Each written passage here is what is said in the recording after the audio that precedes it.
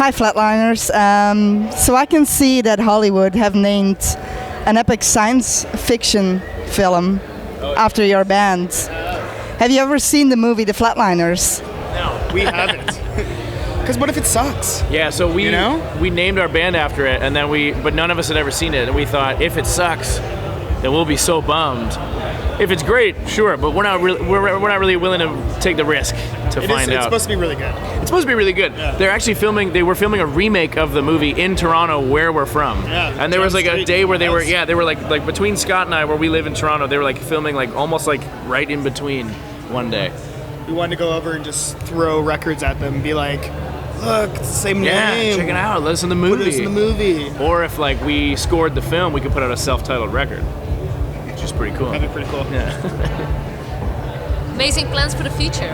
Yeah. Busting into Hollywood. Yeah. You were on tour with the Menzingers. This is your final day. How was it? Is there anything that you would like to share with us? It was excellent. The shows were great. We're all kind of partied out, I think, a little bit. Happy to go back. It's been very fun. It's been very fun.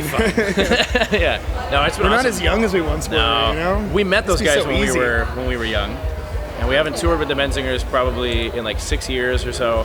And it's been really cool to like see that band just grow and become what they are now. It's incredible. And like every show was great. The Dirty Nil from Canada was the the first band on the tour, and they're incredible as well. And everyone most of us already knew each other and stuff, so it was like a very nice vibe. A little family reunion. Yeah, it was cool. It was cool. You can't go wrong touring with those two bands. Yeah, you can't go wrong touring with us, man. That's true. No, you can go pretty wrong with us. Yeah. Thanks for having us, Menzingers. You've been together as a band for 15 years, but like you say on your website, the balance between home and road life is a difficult task. What do the Flatliners do that makes it possible to combine both worlds and still enjoy it?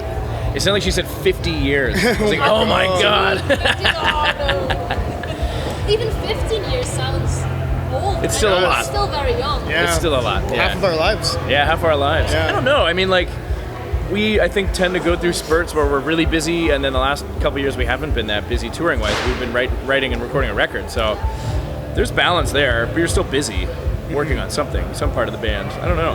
So being busy is a positive thing? I think so. I don't know. Yeah, I like to keep busy. Yeah, same for me. Honestly, I'm quite happy you're no longer the Skycore band you were when you started out. Sorry. It's okay.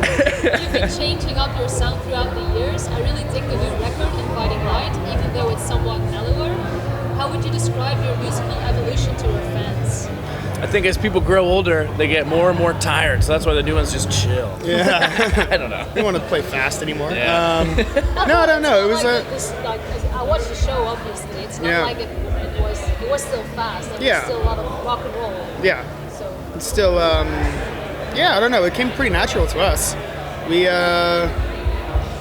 had a pretty long break between the last record, and then in between that we put out that B-sides one. So we were really working on with time. So this was one of those records that we actually sat down and took a lot of time. Not that the other ones we don't. No, but it was like, I feel like this one, we talked more about stuff before really getting into it. We've never done that before this record. And I think part of that was because, well, probably a few reasons. It's our fifth record. Like, we're all in a point now where we all know we're in pretty deep with this band. And like, there was some ideas kicking around like for a while now that we wanted to try and like continue the musical adventure, so to speak.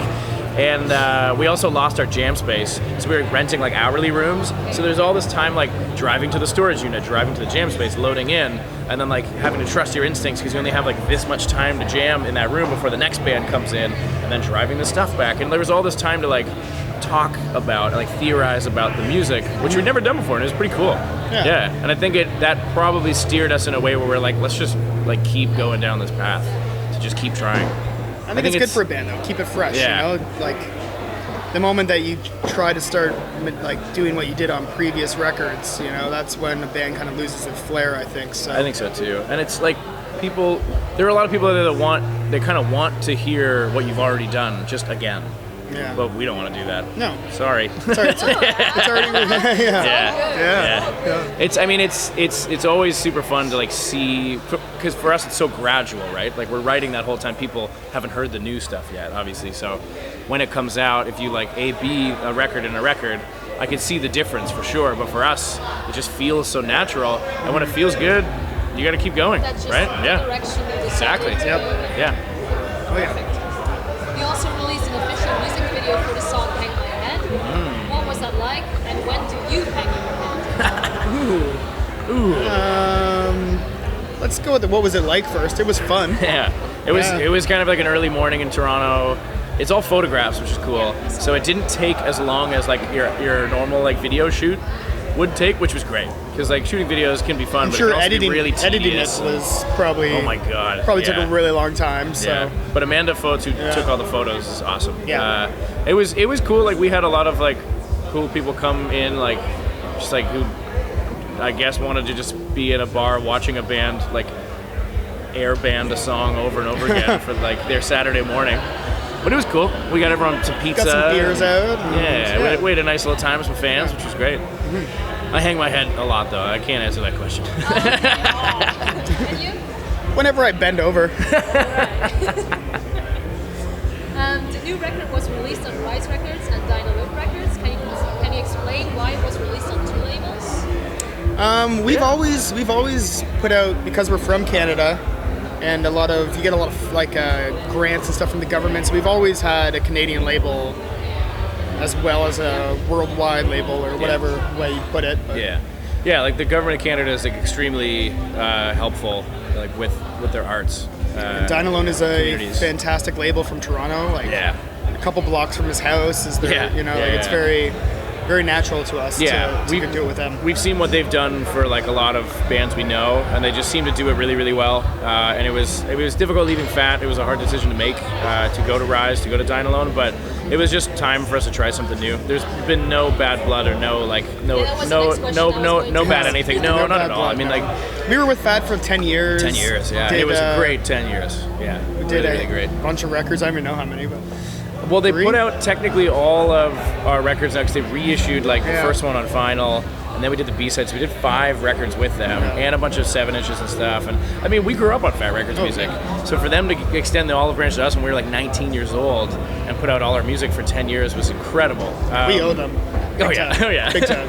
But there was just this curiosity in us because I think you reach a certain level of success in that world, doing what you do, and then it kind of inspires you to be like, whoa, shit, like. Never thought that would happen. Yeah. Like, what else can we do? That's kind of it. I mean, like we were curious, like how it would be. Again, like like I said earlier, we're in so deep now. It's our 5th record. Like, there's a lot of like themes. There's a lot of like trying something new on this album. You know what I mean? So keeping it fresh. Yeah. So we'll see how it goes. The cover song "The Mystic Decade" from Hot Snakes is part of the Sea Shepherd benefit album. Do you support organizations like Sea Shepherd? Yeah, we got to go see one of the ships in Australia one time, and it was like incredible to see it firsthand. I mean, like the amount of work and effort they do for it's incredible. Yeah, these people dedicate their lives to this cause, and it's for saving the lives of animals. They can't defend themselves. Yep.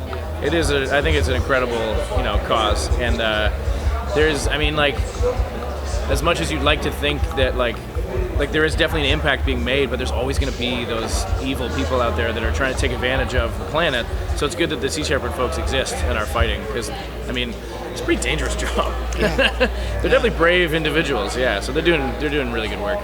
Yeah. I have one final question, and then she has one more. Do you believe that selfies are emblematic of our cultural decay in today's world, oversaturated by social media? And are you part of the selfie culture? I'm just kidding. Where's your stick, dude? I do agree with everything you just said. Yes.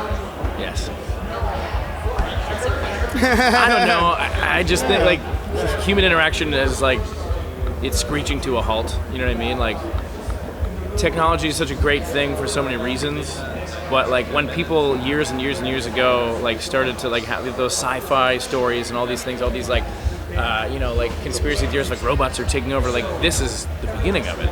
not to sound like some crazy guy, but I just like the technology that's put in place to change the world and make the world a better place is on one hand, but I think on the other hand, like socially speaking, it's like ripping the human race apart. And like there have never been more than now. There's never been more like social anxiety problems in people. You know what I mean? That's because of social media. Like not only, but I think that's a huge determining factor for things like that. Especially for teenagers, I think. Exactly, and I just exactly, yeah. And people have their like online persona kind of thing. Even just normal people with normal jobs and everything, they have that, and then in person, you know, they won't say hello to you or whatever it is. There's so many examples, but high school's tough enough, you know. That's like, what I mean. Put social media in it, and now not getting all the likes you want. It's all about like the number of likes, the profile. Like this is me bragging. This is me. This is my life. Like I'm so cool. Do you often encounter people like fans that think they know you because of what you share online? Sometimes, I guess so, yeah. But like, I do also believe that like once you decide to put things out there, like you're open to it, right? Because that's the way the world is now. Like I'm the one deciding like, oh, I took this photo of like John and Scott in a store the other night in Berlin after we had like a couple beers and we're in this funny like shop. I took a photo of them. Like I chose to put that out there. If someone walked up to me today and they're like, what was at that store? Like it is weird, but it's out there. It's out there. You know what I mean? But I mean.